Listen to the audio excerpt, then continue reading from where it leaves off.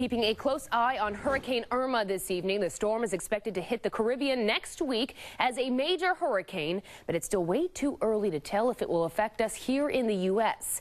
Jordan Wilkerson is joining us from the Weather Center. Jordan, we just got a new advisory. What can you tell us about what's going on? Well, we haven't seen much of a change from the earlier advisory. Just might be a little bit faster. I'll show you here just a second here. Notice moving west-southwest right now at 14 miles per hour with 115 mile per hour wind speeds. And what I mean by faster is that the track, the amount of distance it's going, not necessarily the wind speeds, but it does look to become a Category 4 by Tuesday as it makes its way into the Leeward Islands. So they definitely need to brace for that. But notice and keep in mind, this is the center of where the National Hurricane Center is tracking this. It still could be on either side of this cone, and any deviation either way would change where this is headed. So notice, though, as we get into the end of the week, we'll be approaching the Bahamas again as a Category 4. Right now, Category 3, though, the big players and the steering factors we're going to be watching, a ridge of high pressure in the Atlantic that will help to steer this.